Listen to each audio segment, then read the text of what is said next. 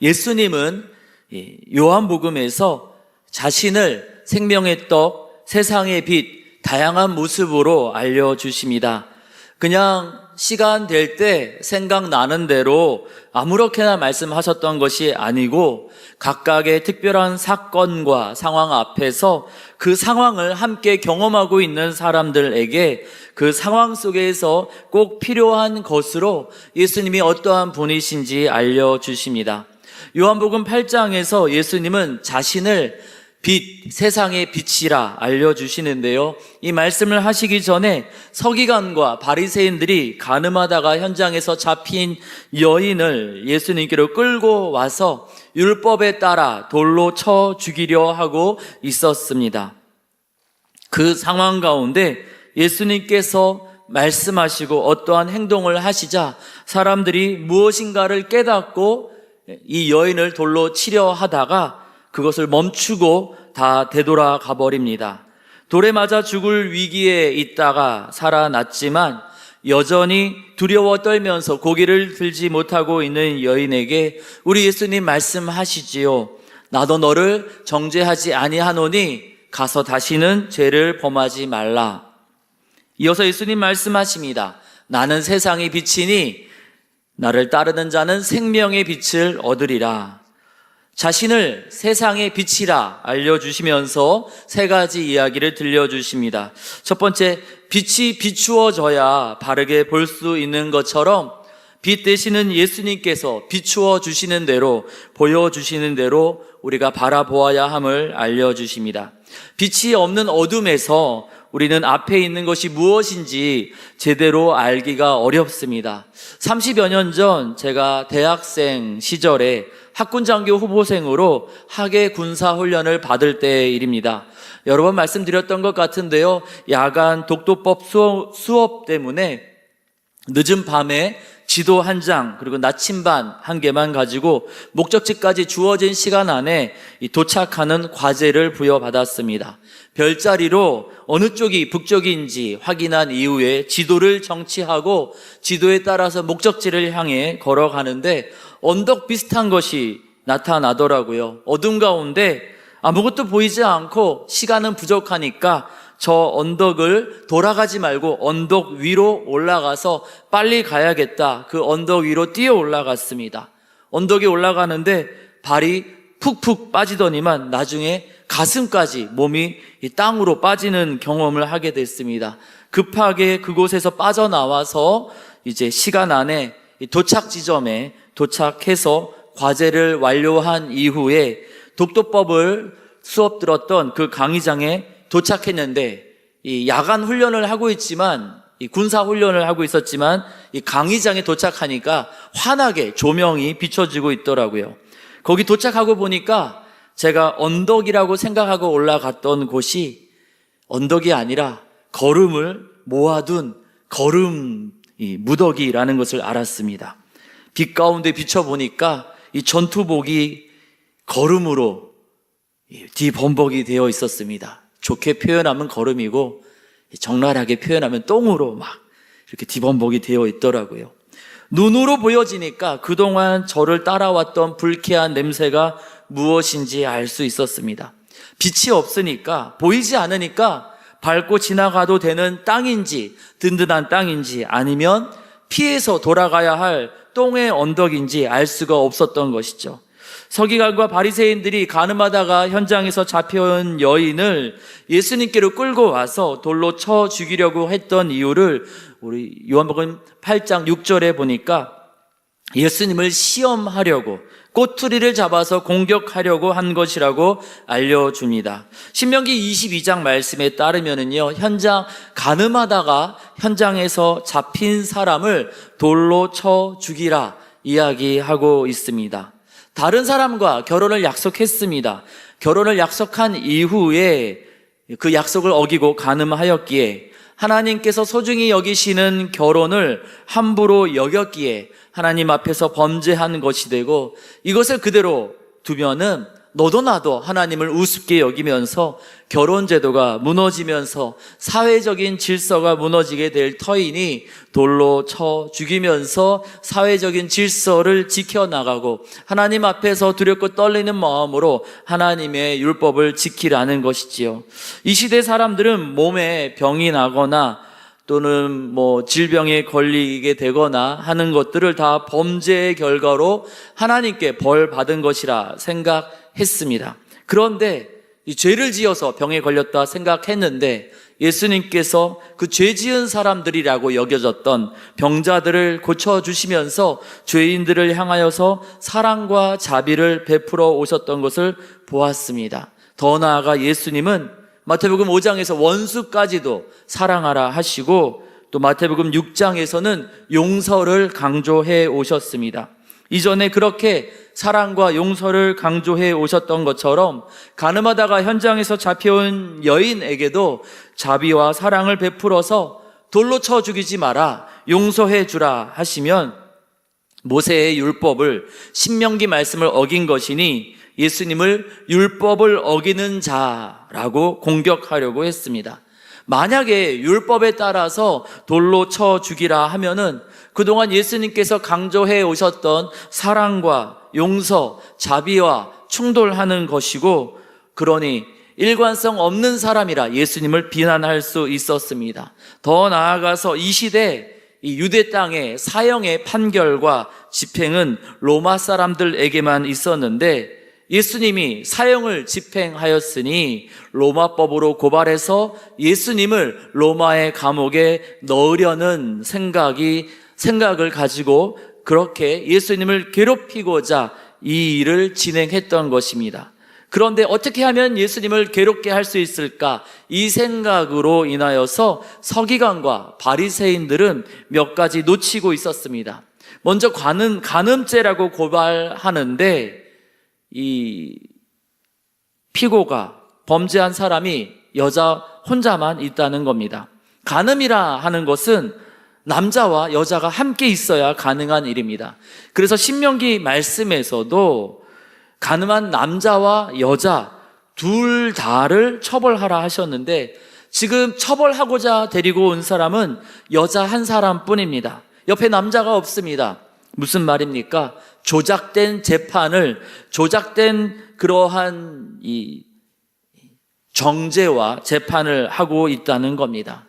예수님을 괴롭게 하려는 이유로 조작을 해서 이 여인을 희생양으로 끌고 왔다라는 것이죠.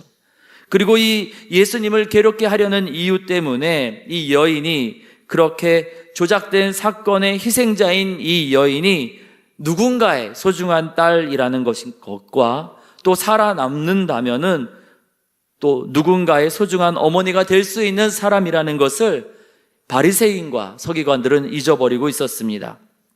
근데 예수님께서 행동하시고 말씀하시자 땅에 글씨를 쓰시다가 죄 없는 자가 먼저 돌로 치라 말씀하시자 예수님을 향한 미움과 분노로 영적 어둠에 빠져서 다른 모든 것들은 보지 못하였던 그들의 마음 가운데 빛이 비추어지기 시작합니다.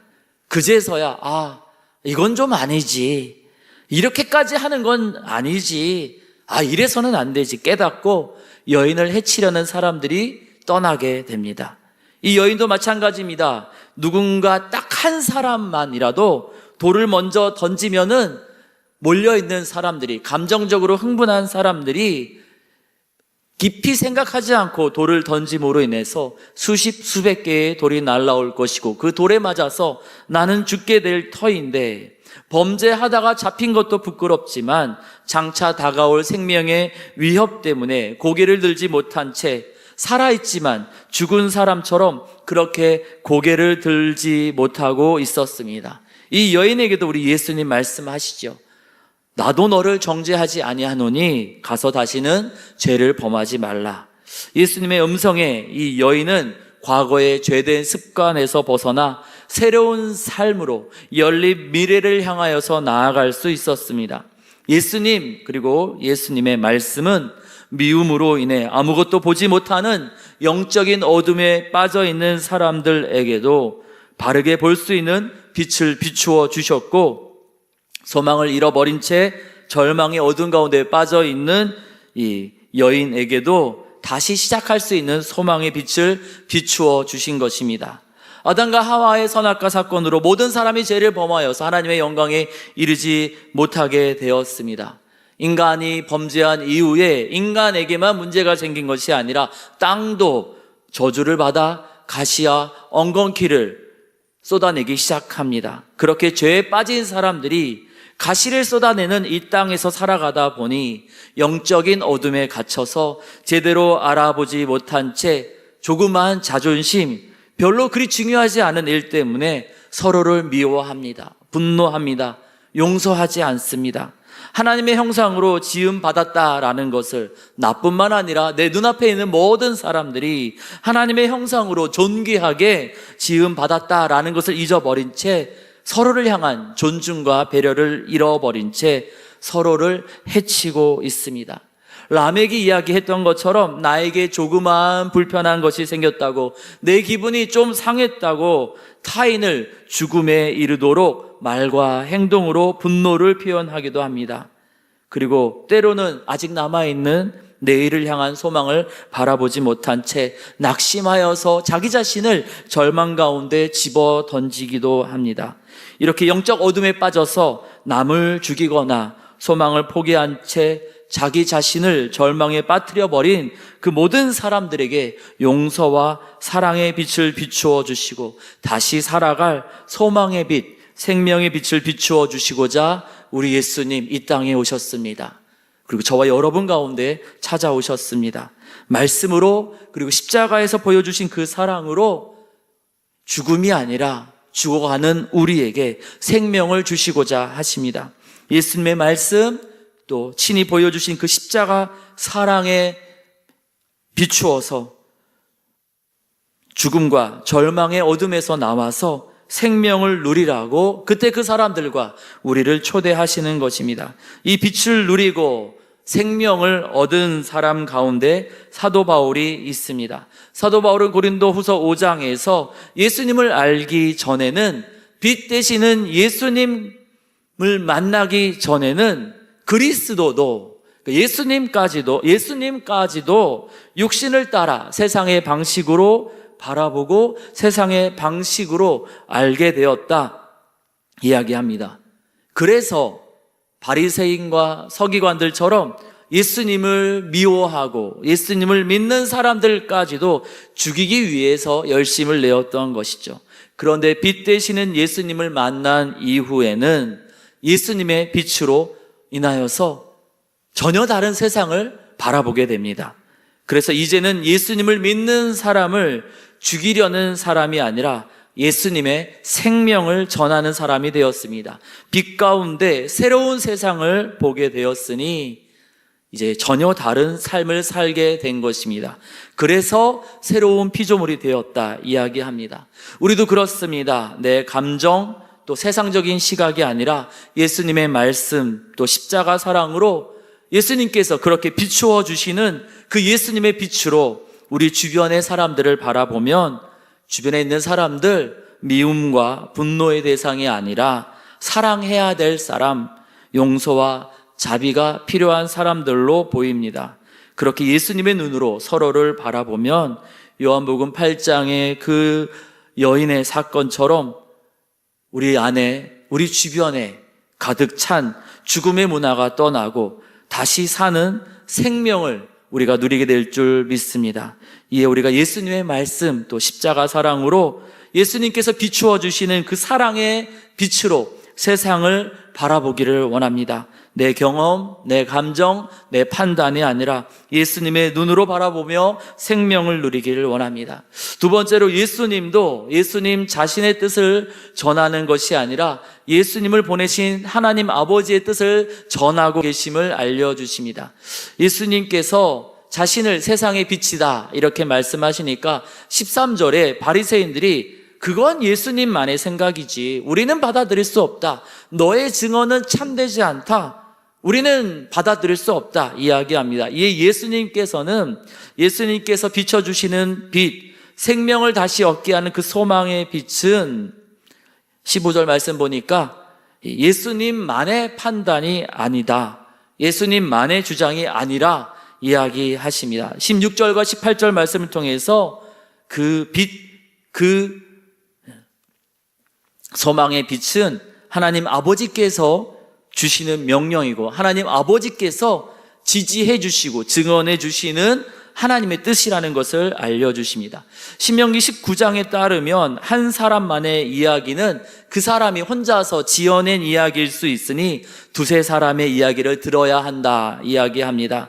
이 이야기를 인용하면서 우리 예수님은 예수님께서 비춰주시는 용서와 사랑의 빛이 예수님 자신만의 주장이 아니라 구약을 주신 하나님 아버지께서 주신 명령이라는 것을 알려주십니다. 그리고 하나님 아버지께서 예수님에 대한 증인 되신다고 알려주십니다. 정말 그렇습니다. 창세기 3장 15절에서부터 구약을 보면은요, 앞으로 오실 예수님에 대해서 구구절절 자세하게 정확하게 설명해 왔습니다. 하나님 아버지께서 예수님을 증언하시는 것이죠. 예수님이 오셔서 십자가를 지시는 것뿐만 아니라 예수님께서 들려주시는 생명의 빛, 용서의 빛, 사랑의 빛에 대해서 구약의 말씀을 통해서 이미 하나님께서 알려주셨습니다. 용서와 사랑은 예수님께서 처음 말씀하신 것이 아니라 구약의 하나님께서, 하나님 아버지께서 다양한 율법의 제도를 통하여서 이미 말씀하셨던 내용이었습니다. 앞서 간음 사건에서 신명기 말씀 보니까요, 성읍 안에서, 다시 말해서 도움을 요청할 수 있는 곳에서 여기요, 저 좀 살려주세요 하고 외칠 수 있는 그런 곳에서 이 일이 발생하면 도움을 요청할 수 있었음에도 불구하고 요청하지 않았으니 같이 죄를 지은 것이니 여인도 처벌해야 하지만 바로 그 다음 구절 신명기 22장 25절부터 보면은요, 도움을 요청할 수 없는 빈들에서 그러한 일이 있었다라면은 여인은 죽일 죄가 없다, 무죄하다, 하나님 아버지께서 선언하십니다. 힘이 없는 여인들을 지키고 돌보시는 일, 억울하게 붙잡혀온, 억울한 건 아니라 할지라도 사람들의 조작에 의해서 붙잡혀온 그 여인을 살려내는 일은 요한복음 8장의 예수님만이 아니라 사실 구약의 하나님 아버지께서 먼저 하신 일입니다. 하나님의 아들 예수님께서도 자기 자신의 뜻이 아니라 하나님 아버지의 뜻대로 사역하시고 살아가셨는데, 예수님의 십자가 보혈로 은혜로 구원받아서 하나님의 자녀된 저와 여러분은 어떻게 살아야 되겠습니까? 우리 자신의 감정, 우리 자신의 판단이 아니라 내 인생은 나의 것이라 내 뜻대로 살겠노라가 아니라 하나님의 뜻은 무엇일까? 아침마다 하나님께 여쭙고 또 중요한 선택과 결정을 할 때마다 말씀과 기도로 하나님 아버지의 뜻을 따라 살아가는 우리 모두가 되기를 원합니다. 그렇게 하나님의 뜻을 찾고 그 뜻을 따라 살아감으로 우리를 통해 하나님의 선하신 뜻이 이루어지고 그 선하신 뜻을 우리가 이루어감으로 하나님의 자녀라고 칭찬 듣는 우리 모두가 되기를 원합니다. 이어서 예수님께서 예수님과 하나님과의 관계를 쭉 설명하십니다.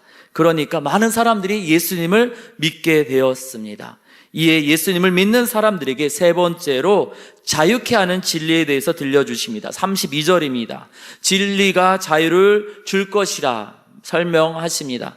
우리말로 진리라고 번역된 헬라어는 알레테이아라는 단어인데요. 여러분, 그리스 신화에 등장하는 이 망각의 여신 레테를 아시지요? 그리스 신화에 따르면 사람이 죽으면 모두가 레테의 강, 망각의 강을 지난다라고 이야기합니다. 그 망각의 강을 지나면서 그 강물을 마시고 이 땅에 있는 모든 기억들을 잊어버린다라는 것이죠. 우리말로 진리라고 번역된 헬라어, 그리스어 알레테이아는요, 참이라는 뜻이기 전에 잊어버림, 망각이라는 단어에 부정접두사가 붙여져서 만들어진 단어입니다. 사실이라는 뜻보다는요, 잊어버린 것을 깨닫다, 기억을 되찾다라는 의미입니다. 가늠하다가 현장에서 잡힌 여인을 돌로 치려는 사람들 앞에서 우리 예수님 땅에 글씨를 쓰십니다. 무슨 내용을 쓰셨는지 성경은 말하지 않습니다. 어떤 사람은 농담 삼아 이렇게 쓰신 거 아닐까 말하는 분도 있더라고요. 다 꺼져. 그래서 사람들이 보고 그냥 갔다. 농담입니다. 그런 내용은 없습니다. 이 시대 유대 땅은요, 요즘처럼 아스팔트가 깔려있지 않았습니다. 로마의 계획 도시처럼 유대 땅은 돌이 그 바닥에 깔려있지도 않았습니다. 그저 흙바닥이었습니다. 요한복음 1장에 보니까요, 태초에 우리를 지으신 분이 말씀이시고 그 말씀이 육신을 입고 이 땅에 우리 가운데 오신 분이 예수님이라고 이야기하고 있습니다. 태초에 흙을 빚어서 사람을 지으신 창조주께서 다시금 사람의 모습으로 이 땅에 오셔서 창조주께서 다시 흙을 만지고 계셨던 것입니다. 그것을 사람들이 본 것이죠. 예수님의 손이 흙을 만지시는 것을. 그리고 예수님 말씀하십니다. 죄 없는 자가 먼저 돌로 치라. 구별된 삶을 살아가는 바리새인이든 말씀을 연구하고 백성을 가르치고 지도하는 서기관이든 조금 더 잘 산다고 해서, 조금 더 종교적인 생활, 신앙생활을 열심히 한다고 해서, 조금 더 성경에 대해서 많이 안다고 해서, 그렇다고 해서 우리가 하나님이 되고 죄가 없는 자가 되는 것이 아니라 우리 모두가 흙으로 지음받은 피조물이고 털어서 먼지 안 나는 사람 없다고, 우리 모두가 다 마음속에 시커먼 죄를 안고 사는 사람들인데, 예수님 창조주께서 흙을 만지시는 것을 보면서, 창조주께서, 죄 없으신 예수님께서 죄가 없는 자가 먼저 돌로 치라 하시는 그 말씀과 행동에 서기관과 바리새인들은 그제서야 잊어버렸던 것, 나도 피조물이지, 나도 죄인이지, 이것을 기억하게 되었습니다. 그리고 저 여인을 죽여서라도 예수님에 대한 불편한 감정을 풀어버려야겠다. 그들을 붙잡고 있었던 마음의 감옥에서 자유를 얻게 됩니다. 예수님은 가늠하다가 현장에서 잡힌 그 여인 사건을 근거로 진리, 잊어버린 것을 깨달음으로 미움, 증오, 분노의 감옥에서 자유케 되는 은혜를 알려주십니다. 이 자유는요, 공부를 해서 얻는 것이 아닙니다. 예수님을 하나님의 아들로 믿고 예수님의 말씀을 듣고 따를 때, 그렇게 예수님을 인격적으로 만나서 예수님과 대화를 나누고 예수님께 마음을 올려드리고 예수님의 사랑을 느끼면서 예수님께 또 내 사랑을 올려드리면서 그렇게 예수님을 인격적으로 만나고 내 뜻대로 살겠노라가 아니라 예수님의 뜻대로 살겠노라, 예수님의 제자가 될 때 주어지는 것입니다. 이 사람들은 우리가 종이 된 적 없는데 무슨 자유가 필요하냐 33절에 이야기하죠. 그때 우리 예수님 말씀하십니다.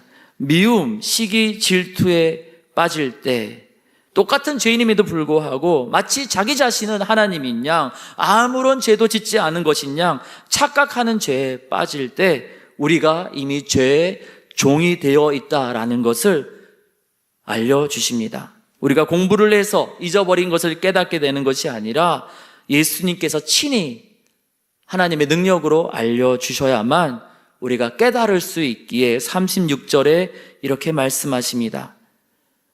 아들이 너희를 자유롭게 하면 너희가 참으로 자유로우리라. 예수님 없이 성경 공부한다고 우리가 자유를 얻는 것이 아닙니다. 예수님 없이 우리가 공부를 많이 한다고 우리가 자유를 얻는 것이 아니라 예수님, 공부 많이 못해도 성경 잘 몰라도 예수님을 인격적으로 만나고 예수님께 내 사랑을 올려드리고 그 전에 먼저 예수님의 그 십자가 사랑을 온전히 누리면서 예수님을 따르고 예수님의 제자가 될 때, 그럴 때 예수님께서 우리를 자유롭게 하심으로 우리가 자유할 수 있게 되는 겁니다. 이에 우리가 이 아침에 기도하기를 원합니다. 빛 되시는 예수님, 우리에게 믿음을 더하여 주옵소서. 예수님을 하나님의 아들로 믿고 예수님의 말씀을 우리 마음에 받아들이오니 주의 사랑으로 우리를 깨닫게 하여 주사, 우리가 하나님의 은혜로 지음받은 피조물이며 십자가 은혜로 구원받았음을 다시 기억나게 하여 주사, 우리를 미움과 시기, 질투, 분노의 감옥에서 오해와 편견의 감옥에서, 절망과 낙심의 감옥에서 자유케 하여 주시옵소서. 예수님께서 비춰주시는 빛을 통해 나도 살고 나로 인해 주변의 사람도 살아나는 생명을 얻게 하여 주시옵소서. 우리가 기도하기를 원합니다.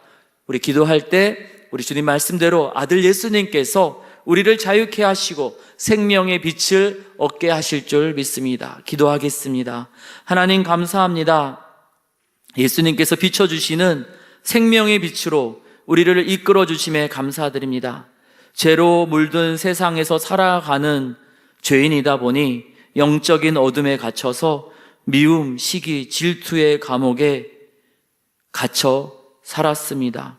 하나님을 향하여 감사하고 하나님을 찬양하기보다는 원망과 불평의 감옥에 갇혀 살아왔습니다. 예수님을 따라가오니 약속하신 대로 생명의 빛을 비추어 주사 우리가 생명을 얻게 하여 주옵소서. 하나님의 아들 예수님께서도 하나님 아버지의 뜻을 따르며 하나님 아버지의 뜻을 이루며 살아가셨는데 우리는 참으로 어리석게도 우리 자신의 감정과 판단을 따라 내가 나의 주인 되어 내 뜻대로 살아왔음을 고백합니다. 이제 우리의 주도권을 내려놓고 예수님처럼 하나님의 선하신 뜻을 따라 살고자 하오니 우리를 인도하여 주옵소서. 흙으로 우리를 빚으셨음을 깨닫고 우리 각 사람이 예수님의 십자가가 필요한, 용서가 필요한 죄인임을 깨닫고 주님 앞에 나아가오니 우리가 잊어버렸던 창조의 은혜, 십자가 보혈로 허락하신 구원의 은혜를 깨닫게 하여 주사 자유를 누리게 하여 주시옵소서. 우리에게 생명의 빛과 자유를 주시는 예수님을 찬양하고 감사드리며 우리 주님 예수님의 이름으로 기도드립니다. 아멘.